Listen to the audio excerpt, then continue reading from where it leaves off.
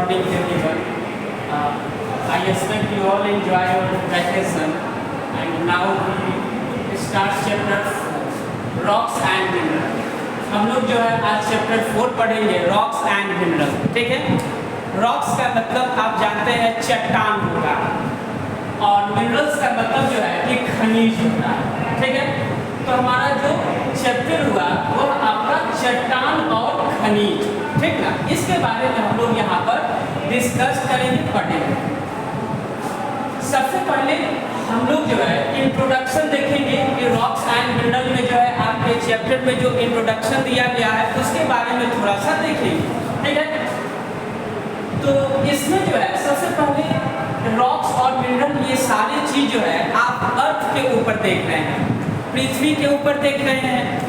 तो सबसे पहले हम लोग थोड़ा अपने अर्थ के बारे में जान लेते हैं, इंट्रोडक्शन में अपने पृथ्वी के बारे में थोड़ा सा जान लेते हैं, उसके बाद जो है कि हम लोग आगे जाएंगे। ठीक है, सबसे पहले आप जानते हैं कि हमारी जो अर्थ है, पृथ्वी है, वह जो है कि सोलर सिस्टम का ही एक पार्ट है। सोलर सिस्टम का सौर मंडल का वह एक हिस्सा है, या अपने सौर मंडल में एक जो है कि यह एक प्लेनेट के तौर पर है, एक ग्रह के तौर पर। ठीक है, और अर्थ जो है, अर्थ और अर्थ के साथ साथ और भी जितने प्लेनेट हैं वो सारे प्लेनेट जो है कि वह सन के अराउंड में जो है कि वह मूव कर रहे होते हैं, ये आप जानते हैं। और सन जो होता है वह अपने जगह पे फिक्स रहता है। अभी आप ऐसा समझ के चलिए कि वह अपने पोजीशन पे फिक्स रहता है, बट ऐसा नहीं है। आगे के क्लास में हम लोग और पढ़ेंगे कि वह भी जो है कि सन जो है कि वह गैलेक्सी के चारों तरफ जो है कि मूव कर रहा होता है। ठीक है, तो हम लोग जो है कि अर्थ के बारे में एक और पॉइंट्स ये जानेंगे कि इसको हम लोग ब्लू प्लेनेट भी बोल देते हैं, और इसका रीजन ये है कि यहाँ पर जो है कि बहुत ज़्यादा जो है कि वाटर का परसेंटेज है, पानी जो है यहाँ पे बहुत ज़्यादा अमाउंट में है। सी ओशियन के अंदर जो है बहुत ज़्यादा वाटर है, अप्रॉक्स 71% के करीब में जो है कि यहाँ पे वाटर है, पानी है, इसलिए हम लोग इसको ब्लू प्लेनेट भी बोल देते हैं। ठीक है, इंट्रोडक्शन में लिखा गया है the sun and all the heavenly bodies. ठीक है, हेवनली बॉडीज का मतलब होता है खगोलीय पिंड। इसका मतलब है कि वो सारी चीज जिसका जो शेप है, आकार है, वो बहुत बड़ा है। ठीक है, जैसे पृथ्वी भी है एक हेवनली बॉडी के जैसा हो जाएगा, या कोई अदर प्लेनेट हो गया, स्टार्स हो गए, सन भी स्टार, तो सन भी जो है कि हेवनली बॉडीज में आ जाएगा। तो जितने बहुत बड़े आकार के जो वस्तुएं हैं वो सारे जो है कि हेवनली बॉडीज के अंदर में कंसीडर करेंगे। ठीक है, उसके अलावा जो आपके आकाश में स्थित चीज है उसको हम लोग बोल सकते हैं। तो the sun and all the heavenly bodies that move around it make up the solar system. ठीक ना, सन हो गया या जितने भी आपके और प्लेनेट हो गए, वो सारे के सारे जो है कि वह मूव कर रहे होते हैं।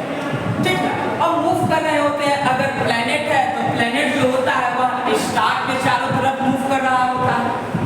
ठीक है, और स्टार जो है वह आपके किसी न किसी गैलेक्सी के चारों तरफ मूव कर रहा होता है। जैसे हम लोगों के सोलर सिस्टम के अंदर सारे प्लेनेट जो है वह सन के अराउंड में घूम रहा है, और सन जो है कि वह आपके गैलेक्सी के अराउंड में घूम रहा होता है।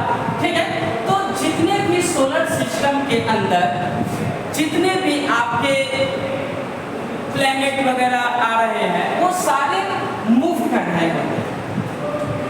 Our planet Earth is different from other planets because life is possible on it. हमारी जो पृथ्वी है वह किसी और प्लेनेट के कंपैरिजन में ये थोड़ा डिफरेंट है, थोड़ा अलग टाइप का है। ऐसा इसलिए क्योंकि इस अर्थ के ऊपर जो है लाइफ पॉसिबल है, जीवन यहाँ पर संभव है। और इसका कारण ये है कि अपने अर्थ के ऊपर ऑक्सीजन जो है कि वह सफिशिएंट अमाउंट में है, और जितने भी लिविंग ऑर्गेनिज्म के लिए, सजीव प्राणी के लिए जितने भी नेसेसरी कंपोनेंट्स है वो सारे जो है कि यहाँ पर मौजूद है। इसलिए हम कह सकते हैं कि अर्थ जो है कि सारे प्लैनेट्स में, सारे ग्रह में एक अलग ही डिफरेंट प्लैनेट है, एक यूनिक सा ग्रह, ठीक है। अब हम लोग देखेंगे कि अर्थ के जो है डिफरेंट लेयर्स के बारे में देखेंगे। अर्थ का जो है कि अलग अलग कुछ लेयर है, उस लेयर के बारे में हम लोग देखेंगे, ठीक है। जो आपका सबसे पहला लेयर है वह आपका क्रस्ट है, ठीक है। अब जैसे कि ये अर्थ होगा, ठीक है, तो अर्थ तो आपके बिल्कुल जियोड साइड में होता है, जियोड शेप में होता है, ठीक है। तो इसके डिफरेंट लेयर होंगे,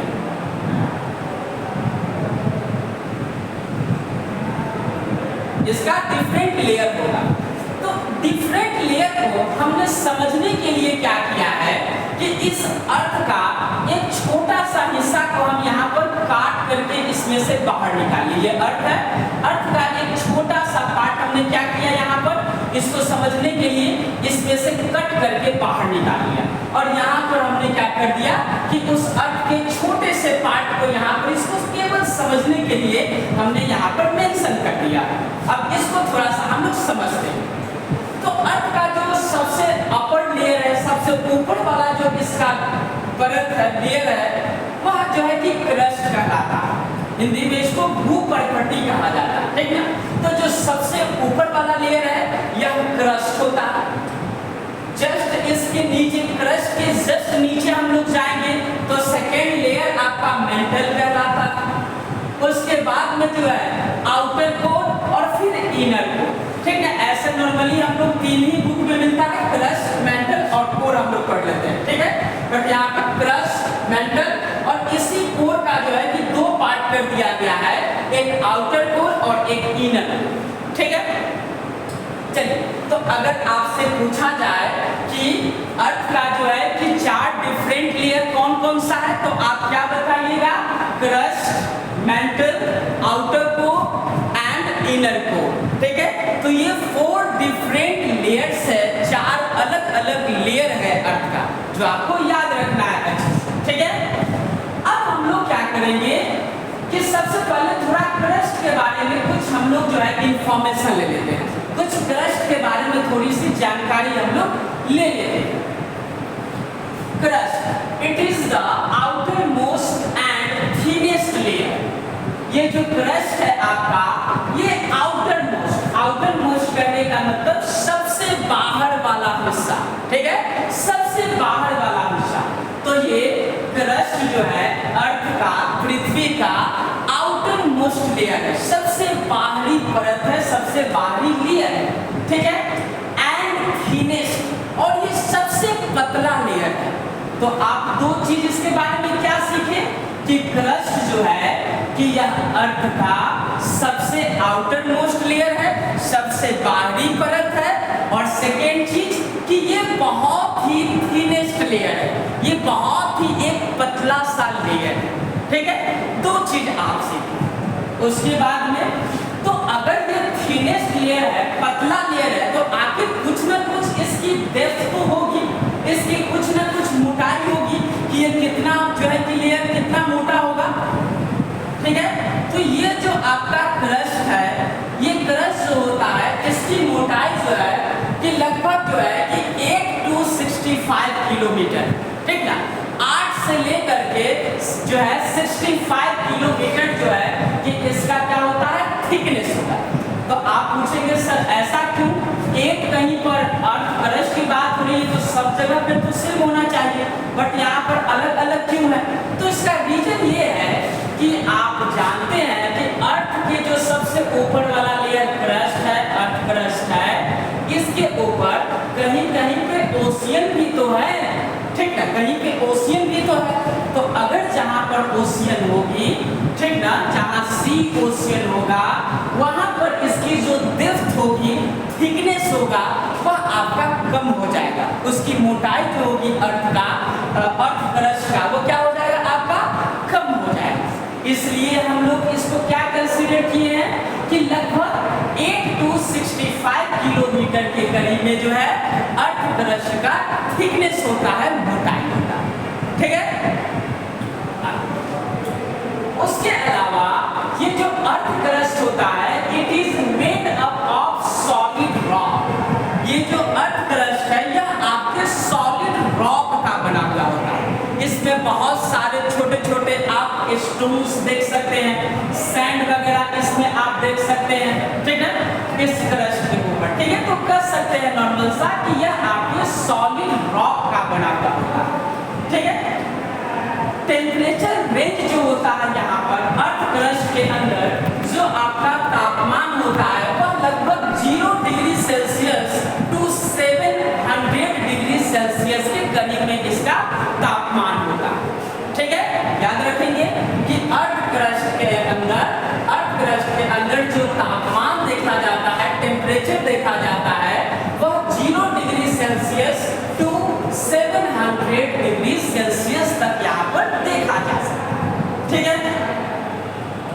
चलिए एक चीज याद रखिएगा बुआ कि जब कभी भी हम अर्थ के सरफेस से ऊपर जाते हैं तो जब हम ऊपर जाते हैं तो प्रत्येक 161 मीटर ऊपर जाने पर 1 डिग्री सेल्सियस टेम्परेचर कम हो जाता है। क्या होता है? ज्यादा नहीं, क्या हो जाता है? कम हो जाता है। जब हम अर्थ के सरफेस से ऊपर जाते हैं तो वहां पर टेम्परेचर मतलब कि प्रत्येक 161 मीटर के बाद 1 डिग्री सेल्सियस टेम्परेचर डिक्रीज हो जाता है, कम हो जाता है। लेकिन जब हम अर्थ के अंदर जाते हैं तो वहां पर प्रत्येक आपके 34-35 मीटर के बाद 1 डिग्री सेल्सियस टेम्परेचर जो हो जाता है वह आपका घटना शुरू हो जाता है, कम हो जाता है, ठीक है। इस चीज को याद रखिए। तो टेम्परेचर जो हो गया आपका 0 degree Celsius to 700 degree Celsius के बीच में होता है यहाँ तापमान। आप क्या क्या सीखे हैं एक बार और देख लीजिए क्रस्ट के बारे में। तो crust is the outer most layer of the earth and it is also thinnest layer. यह जो है सबसे बाहर वाला लेयर है और साथ ही सबसे थिनेस्ट, सबसे पतला लेयर है। इसकी जो थिकनेस है, मोटाई है, वह आपका लगभग 1 किलोमीटर टू 65 किलोमीटर होता है, ठीक है। और इसकी जो टेम्परेचर का रेंज होता है वह आपका 0 डिग्री सेल्सियस से लेकर के 700 डिग्री सेल्सियस के बीच में होता है, ठीक है। तो आप इसको अच्छे से याद रखिएगा। नेक्स्ट आपका mantle, it is the largest layer, thickness approx 2900 kilometre. यह जो आपका है यह एक लार्जेस्ट लेयर है, बड़ा लेयर है और इसकी जो थिकनेस होती है वह लगभग आपका जो है 2900 किलोमीटर होता है।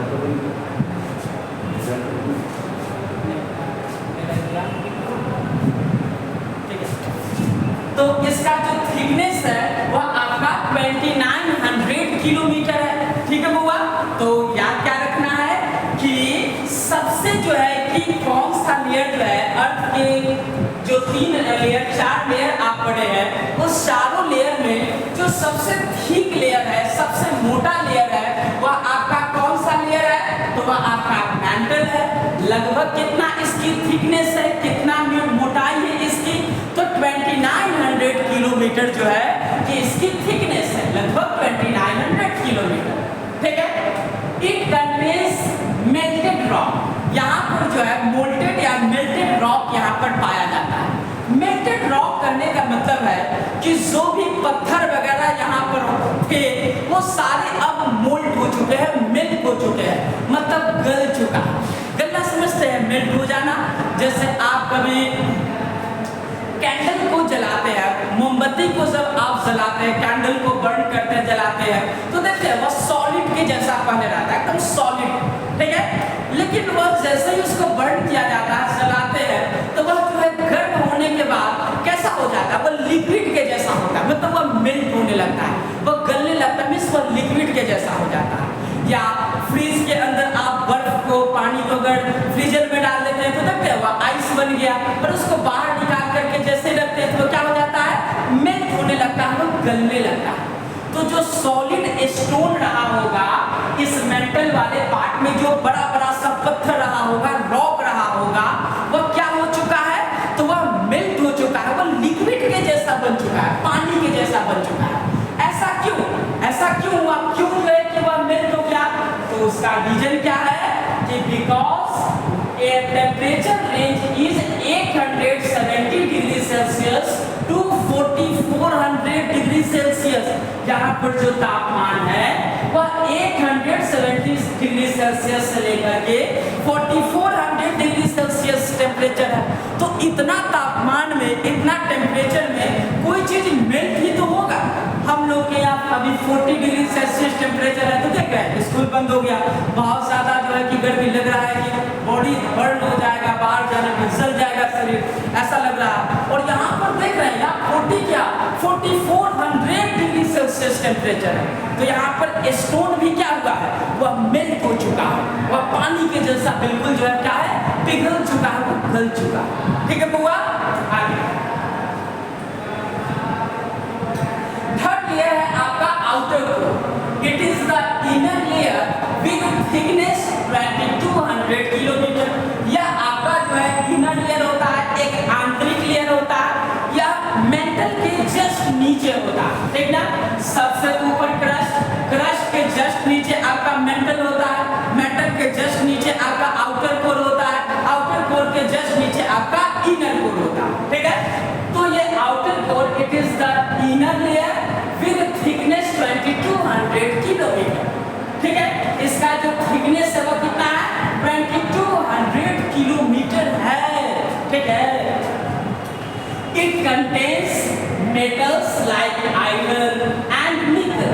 यहाँ पर जो है कि मेटल में, धातु में जो है आयरन यहाँ पर देखने को मिलता है और साथ ही साथ निकल देखने को मिलता है, ठीक है। आयरन और निकल जो है कि यहाँ पर देखने को मिलता है, ठीक है। अच्छा एक और चीज, अब आगे के क्लास में आप जाइएगा ना, थोड़ा और जाइएगा, क्लास 7th में जाइएगा, तो वहाँ पर थोड़ा सा आपको पढ़ना होगा कि हर चीज को जो है कि कुछ सिंबल से रिप्रेजेंट किया जाता है। जैसे अगर आप सुने होंगे ऑक्सीजन, तो ऑक्सीजन को हम लोग O से जो है कि उसको रिप्रेजेंट करते हैं, O से रिप्रेजेंट करते हैं ऑक्सीजन को, ठीक ना। तो ऑक्सीजन का सिंबल क्या होता है, O होता है। उसी तरीके से ये जो आयरन होता है ना, आयरन का सिंबल होता है Fe। क्या होता है, Fe होता है। इस आयरन का सिंबल क्या है, Fe। Fe का मतलब यहाँ पर होता है फेरस। क्या होता है, फेरस। Fe का मतलब क्या होता है, फेरस, ठीक है बुआ।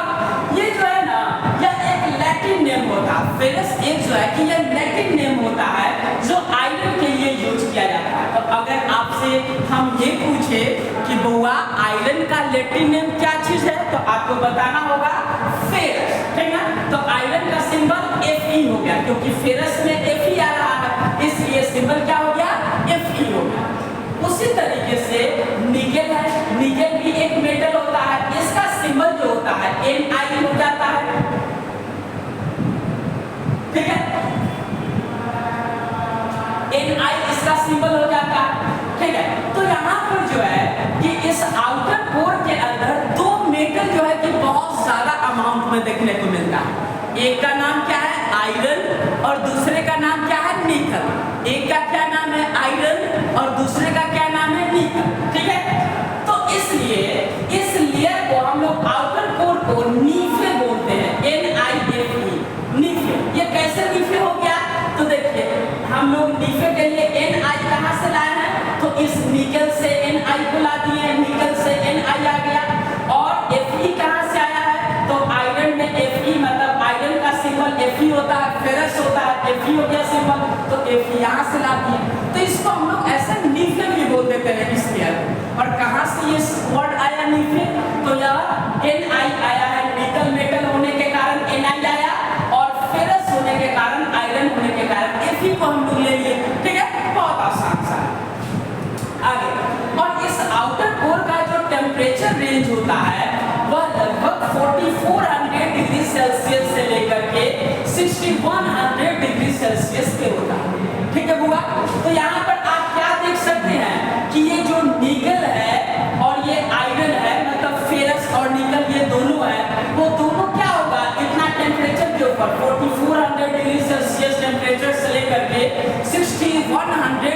सेल्सियस टेम्परेचर के बीच में ये क्या होगा? आपको क्या लगता है निकल और रॉक या रॉड जैसे हम लोग घर में देखते हैं रॉड टाटा कंपनी का रॉड, क्या वैसा रॉड के फॉर्म में होगा? नहीं, ये इतना टेम्परेचर के ऊपर वो क्या होगा? वो बिल्कुल लिक्विड में चेंज हो चुका होगा, एकदम पानी के जैसा वहां पर पिघल करके वह वहां पर मेल्टेड फॉर्म में पाया जाएगा। ठीक ना, याद रखेंगे आगे। तो ये आउटर कोर का जो है कि टेम्परेचर रेंज कितना हो गया? तो 4400 सेल्सियस टू 6100 डिग्री सेल्सियस। ठीक है बुआ, आगे अब बढ़ते हैं इनर कोर के बारे में। It is a hot solid ball. ये बिल्कुल आप अपने बुक में जो पिक्चर दिया हुआ है उसके लेयर का, तो उस लेयर को थोड़ा ध्यान से देखिएगा, आप अपने बुक में ज्यादा बेटर ज्यादा क्लैरिटी आपको मिलेगा। ठीक है, तो उस लेयर को आप देखिएगा, तो जो इनर कोर है वह आप देखिएगा उसका फिगर कैसा है? एक एकदम सूरज के जैसा जलता हुआ एक बर्निंग सा जो है कि बनाया गया है। मतलब क्या है कि वह एक हॉट सॉलिड बॉल के जैसा, काफी गर्म, बहुत ज्यादा टेम्परेचर, ठीक है, वहां पर आपको देखने को मिलता है। टेम्परेचर रेंज जो यहाँ पर है वो 700 degree Celsius to 8000 degree Celsius के फॉर्म में मतलब डिग्री सेल्सियस यहाँ पर आपको देखने को मिल जाएगा। It is made up of iron in solid form. ठीक है, या आयरन से जो है कि आपका आयरन से बना हुआ होता है, यहाँ पर भी आपको आयरन देखने को मिल जाता है। ठीक है, और ये जो इनर कोर होता है यह सॉलिड फॉर्म में पाया जाता है। ठीक है, ये सॉलिड फॉर्म में यह जो है लेयर आपको देखने को मिलता है। उसके बाद जो है कि आपका नेक्स्ट टॉपिक है रॉक्स, चट्टान। ठीक है, the solid layers of the earth are made up of naturally occurring solid materials called rock. हम लोग जो पृथ्वी का जो अलग अलग लेयर्स को देख रहे हैं, अलग अलग उसको परत को लेयर्स को हम लोग देख रहे हैं, ठीक ना, तो वह जो उसका लेयर है वह जो है कि कुछ solid material, natural solid material से बना हुआ है, जिसको हम लोग रॉक करते हैं, चट्टान करते हैं।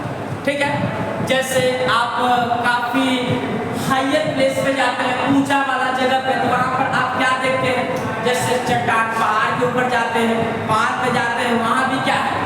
रॉक्स आप देखने को मिलता है। आप जब अपने घर को हम लोग बनाते हैं तो वहां पर भी रॉक है। स्ट्रॉन्ग बनाने के लिए जैसे ईंट वगैरह का यूज करते हैं, ब्रिक्स का यूज करते हैं, ईंट का यूज करते हैं, तो वह भी क्या है? वह भी आपका जो है कि रॉक्स ही होता है। अगर हम लोग अपने प्लेग्राउंड में खेल रहे हैं कहीं प्लेग्राउंड में, और प्लेग्राउंड को अगर हम थोड़ा सा डिग करें, मतलब कि उसमें गड्ढा हल्का सा पिट खोदे, गड्ढा थोड़ा सा खोदे, तो वहां पर भी हम देखेंगे कि कुछ न कुछ हमें पत्थर वगैरह का, स्टोन्स का टुकड़ा वहां पर हमको इसकी पूरी चांसेस है कि हमको मिल जाए। ठीक ना, तो वह भी क्या है? वो भी रॉक है। ठीक है, तो माउंटेन्स हो गया, प्लेग्राउंड, अगर हम जमीन को खोदते हैं वहां पर भी रॉक्स वगैरह हमको मिल जाता है। सैंड जो हम लोग देखते हैं, बालू जो देखते हैं, वो भी रॉक ही है, चट्टान ही है। वह क्या हुआ है? उसका विदरिंग हुआ है, वह आपका टूटा है, वह छोटे छोटे पार्टिकल्स में वह टूटा है, लेकिन है वह भी क्या एक्चुअल में? तो वह भी आपका रॉक्स ही है, चट्टान भी। ठीक है, तो रॉक्स जो है आपका ये नेचुरल तरीके से बनने वाला एक सब्सटेंस है। ठीक है, एक नेचुरल तरीके से, प्राकृतिक तरीके से यह बनने वाला एक पदार्थ। ठीक है, टाइप्स ऑफ रॉक्स, हम लोग जो है कि आप देखेंगे कि रॉक्स कितने तरह का होते हैं, कितने प्रकार के रॉक्स होते हैं, इसके बारे में हम लोग यहाँ पर देखेंगे। There are 3 main types of rocks such as igneous rocks, sedimentary rocks and metamorphic rocks। तो यहाँ पर जो है कि 3 टाइप्स के रॉक होते हैं, जनरली 3 प्रकार के चट्टानें होती है। एक का नाम क्या है? इग्नियस रॉक है। दूसरे का क्या नाम है? तो दूसरे का नाम आपका हो जाता है सेडिमेंट्री रॉक्स, और तीसरे का क्या नाम है? तो तीसरे का नाम होता है मेटामॉर्फिक रॉक्स। ठीक है, तो अगर अब इसके आगे हम लोग कल पढ़ेंगे थोड़ा। ठीक है, अब थोड़ा सा ऐसे हम लोग आज इसके बारे में थोड़ा सा हम आपको बता देते हैं कि कल हम लोग क्या पढ़ेंगे। तो देखिए, ये जो सेडिमेंट्री रॉक्स होता है और मेटामॉर्फिक रॉक्स होता है, यह एक्चुअली अलग से नहीं बनता है। ये जो मेटामॉर्फिक और सेडिमेंट्री रॉक होता है, यह आपका इग्नियस रॉक से ही बनता है। जब इग्नियस रॉक विदरिंग होता है उसका, जब वह वाटर के कारण, एयर के कारण, ये सब के कारण जब वह टूटता है छोटे छोटे पार्टिकल्स में, और टूट करके जब वह पानी वाटर के साथ, रिवर के साथ फ्लो होकर के काफी दूर चला जाता है, और दूर जाकर के कहीं पे डिपॉजिट होता है, कहीं पे जमा होता है, तो वो जमा होते होते एक बड़ा सा लेयर बना लेता है, एक बड़ा सा शेप ले लेता है, और वह सेडिमेंट्री रॉक बनता है। और वही सेडिमेंट्री रॉक के ऊपर बहुत ज्यादा प्रेशर बढ़ रहा है, बहुत ज्यादा प्रेशर हो रहा है, उसके ऊपर और ज्यादा कचरा जमा हो रहा है, और नीचे प्रेशर बढ़ रहा है, तो ज्यादा टेम्परेचर के ऊपर आने के कारण और हाई प्रेशर होने के कारण वह जो आपका सेडिमेंट्री रॉक होता है, वह मेटामॉर्फिक रॉक में चेंज हो जाता है। ठीक है, तो ये हम लोग जो है आज टाइप्स ऑफ रॉक देखे हैं। 3 टाइप्स के रॉक होते हैं, ठीक है, इग्नियस रॉक, सेडिमेंट्री रॉक्स और मेटामॉर्फिक। इसके बारे में और ज्यादा इंफॉर्मेशन हम लोग कर लेंगे, इसके बारे में और ज्यादा डिटेल से हम लोग कल करेंगे। ठीक है, आज के लिए इतना काफी। एक बार हम आपको ब्रीफ में समझा देते हैं, आप अच्छे से देख लीजिएगा कि हम लोगों के अर्थ का जो लेयर है वह 3 लेयर होते हैं। सबसे आउटर लेयर है, उसको हम लोग क्रस्ट कहते हैं। क्रस्ट के जस्ट नीचे वाला जो लेयर होता है उसको मेंटल कहा जाता है। मेंटल के जस्ट नीचे वाला जो लेयर है वह आपका आउटर कोर कहलाता है। आउटर कोर के जस्ट नीचे वाला जो लेयर होता है इनर कोर कहलाता है। ठीक है, जो क्रस्ट होता है उसका जो थिकनेस होता है वह आपका 8 to 65 किलोमीटर होता है, और जो मेंटल होता है उसका थिकनेस जो होता है वह 2900 किलोमीटर होता है। जो आउटर कोर होता है उसका थिकनेस जो है लगभग 2200 किलोमीटर के करीब में उसका थिकनेस होता है। ठीक है, और आउटर कोर के अंदर 2 जो है कि मेटल ज्यादा अमाउंट में देखने को मिलता है, एक आयरन और दूसरा निकल। आयरन का सिंबल क्या होता है? Fe, मतलब फेरस, और निकल Ni, इसलिए इसको निफे भी बोल देते हैं, NiFe बोल देते हैं। ठीक है, उसके बाद इनर कोर जो है कि आपकी काफी हॉट होता है, काफी गर्म होता है, सॉलिड शेप में देखने को मिलता है। उसके बाद रॉक हम लोग देखे हैं, और टाइप्स ऑफ रॉक में 3 जो है कि हमने टाइप्स देखा है। एक आपका जो है कि इग्नियस, उसके बाद में सेडिमेंट्री, मेटामॉर्फिक। ठीक है, ये हम लोग देखें। आप इसको अच्छे से अपने फेयर कॉपी में नोट डाउन कीजिएगा, इसको लिखिएगा और PDF बना करके जो है कि आप अपलोड कर दीजिएगा। ठीक ना, हम आपको मतलब ऐप पे अपलोड कीजिएगा, हम उसको देखेंगे। ठीक है, कितने बालक जो है कि उसको किया अपलोड हम आपका देखेंगे, इसलिए ये आपकी रिस्पॉन्सिबिलिटी बनती है कि इसको आप अपलोड कीजिए, अच्छे से सुंदर राइटिंग में लिखिए और अपलोड कर दीजिए। ठीक है, उसके बाद में और आपका तो साइंस का भी एग्जाम हुआ नहीं है, तो नहीं हुआ है, तो ये आप आराम से इसको पढ़ते रहिए, लिखते रहिए, समझिए, और साथ ही साथ जो है कि आप चैप्टर 3 जो है कि साइंस का और NSO का जो है चैप्टर 2 को जितना आपको पढ़ाया गया है, क्वेश्चन आंसर कराया गया है, वर्ड मीनिंग कराए, वो सारे को अच्छे तरीके से आप उसको याद भी करते रहिए। ठीक है, क्योंकि एग्जाम का इतना काम जो है कि आप इसको करके रखिएगा। अब हम लोग इसके आगे कल हम लोग जो है कि पढ़ेंगे। ठीक है।